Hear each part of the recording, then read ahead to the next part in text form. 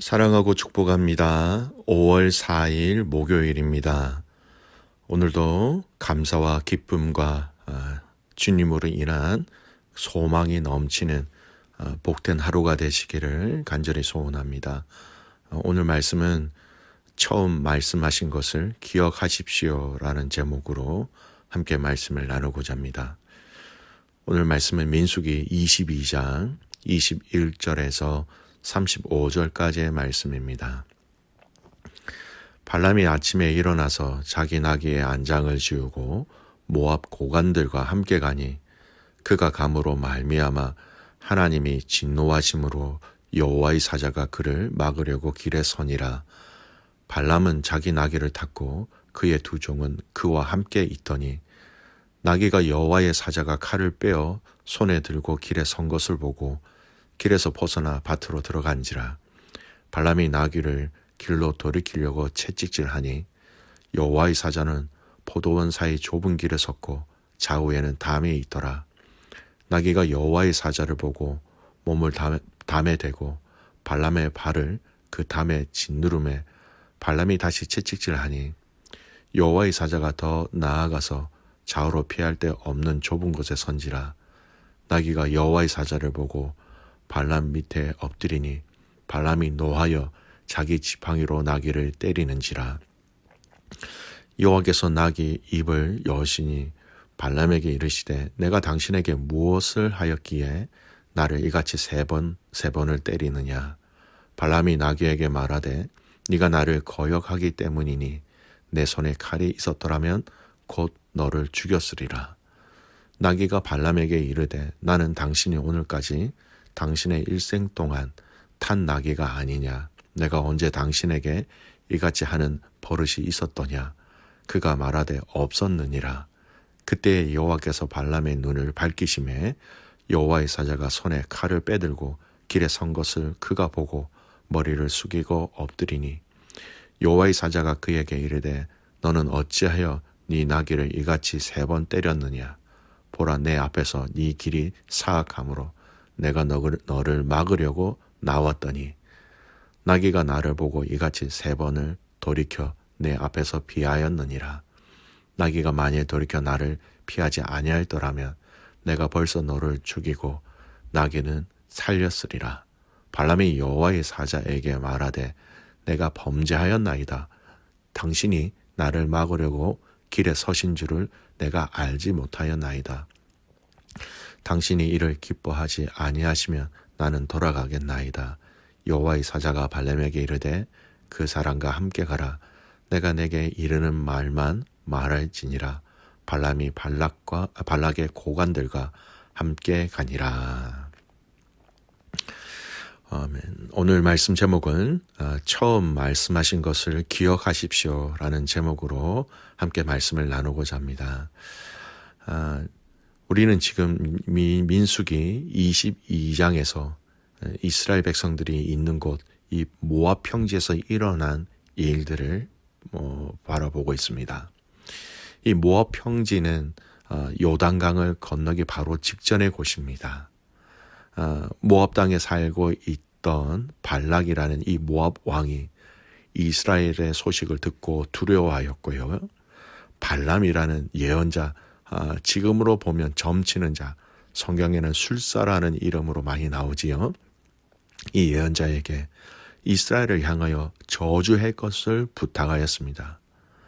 그래서 사신들을 보내어 이스라엘을 저주할 것을 1차 요청하였으나 그때 하나님이 발람에게 임하셔서 이스라엘을 저주하지도 말고 그들과 함께 가지도 말라라고 말씀하셨습니다. 그러자 두 번째 요청이 들어오지요. 이제는 발락이 사람들을, 더 높은 사람들을, 더 많은 사람들을 보내어서 이제는 자기에게로 직접 올 것을 요청합니다. 물론 의도는 이스라엘을 향한 저주가 있기를 그런 원하는 마음으로 초대한 것이죠. 발람은 또 이 청을 거절합니다. 은금을 더 많이 줄지라도 그렇게 하지 않겠다 얘기하죠.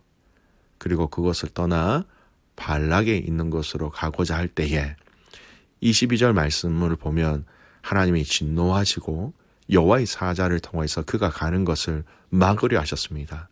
그리고 성경에서 보기 드문 동물이 사람의 말을 하는 사건, 즉 나귀가 말하는 사건이 일어나게 되지요. 근데 여기서 많은 성도들이 질문을 하게 됩니다. 어제 읽은 본문 20절 말씀에 보면 하나님이 함께 가라고 말씀하셨는데, 가라고 허락하셨는데 하나님은 왜 진노하셨을까요? 오늘 22절 말씀해 보십시오. 그가 감으로 말미암아 하나님이 진노하셨다, 이렇게 말하고 있습니다.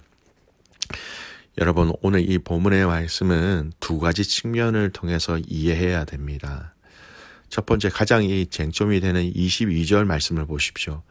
그가 감으로 말미암아 하나님이 진노하심으로라고 우리가 읽고 있는 개정 성경은 이렇게 번역했지요. 이 때문에 우리가 가는 것, 이것이 악한 것이고 가지 않은 것, 이게 선한 것이다. 이 두 가지만 생각하면 좀 혼란스럽게 됩니다.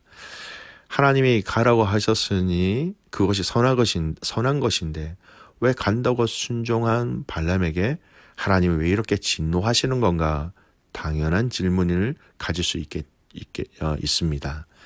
근데 먼저 말씀드릴 수 있는 것은 이런 이 번역상의 한계가 있다라는 겁니다. 여러분, 그가 감으로 말미암아라고 얘기하는 이 말미암아, 이유라고 이 포함되어져 있는 이렇게 번역한 이 단어는요, 뭐뭐 하는 때에 동시라는 이 의미로 또 함께 해석할 수 있습니다. 그래서 이 번역을 반영하면 발람이 감으로라는 것이 아니라 발람이 떠날 때에 하나님이 진노하셨다, 이런 의미도 된다라는 것이죠. 즉 하나님이 직접 떠나는 것을 결정하여 몸으로 실천하실 때 하나님이 진노하셨다라는 의미입니다. 두 번째, 어제 읽었던 말씀, 하나님이 허락하셨다라는 이 말씀의 구절을 잘 봐야 됩니다. 20절 말씀에 보면 밤에 하나님이 발람에게 임하여 이르시되 그 사람들이 너를 부르러 왔거든 일어나 함께 가라. 그러나 내가 내게 이르는 말만 준행할지니라. 이 말씀은요, 하나님의 허용이라는 차원에서 이해할 수 있어야 됩니다. 지금 20절에 이렇게 말씀하시는 하나님의 그의 속뜻은 너의 의지로 결단할 수 있는 기회를 허용하겠다라는 그런 의미예요. 반어적 표현이라는 겁니다.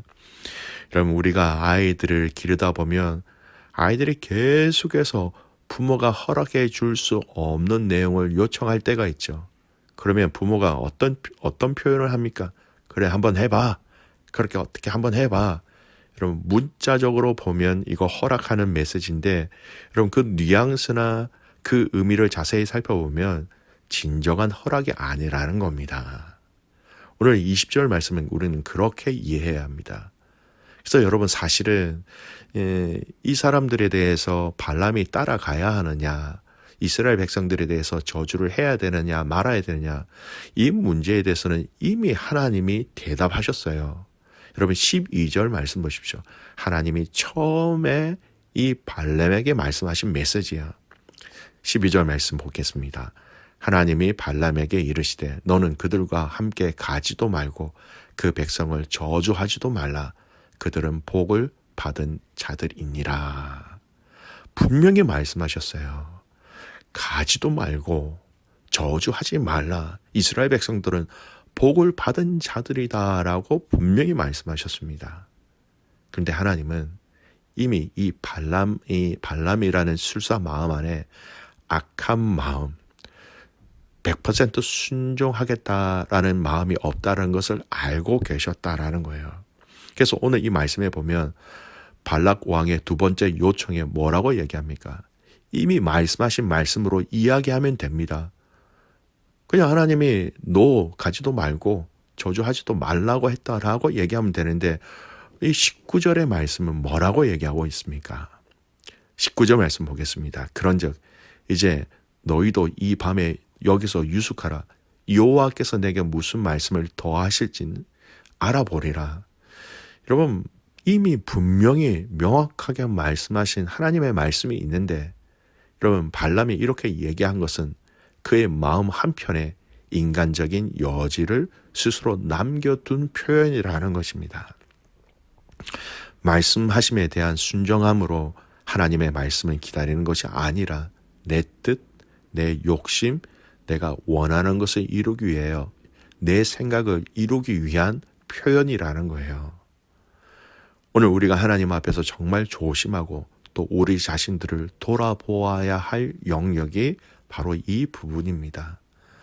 하나님은 성경을 통해서 이미 말씀하셨는데 그 말씀에 나의 인간적인 여지나 인간적인 바람, 인간적인 욕심이 더함으로 인하여서 그 말씀하신 근본이나 핵심을 행여나 혹시나 우리가 변질시키고 있는 것은 아닌지 우리의 연약함을 돌아보아야 한다는 겁니다.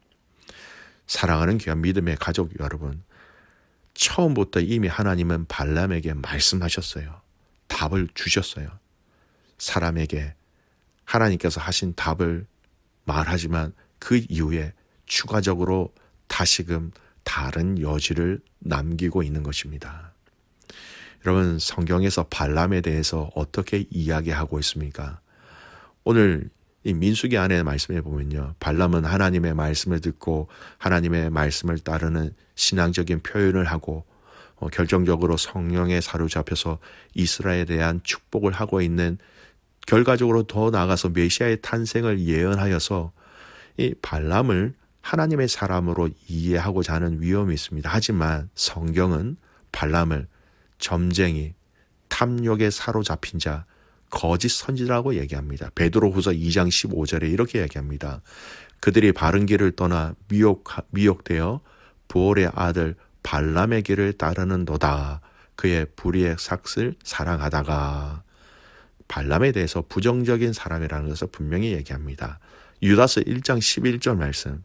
화 있을진적 이 사람들이여 가난 길에 행하였으며 삭을 위하여 발람의 어그러진 길로 몰려갔으며 고라의 패악을 따라 멸망을 받았도다.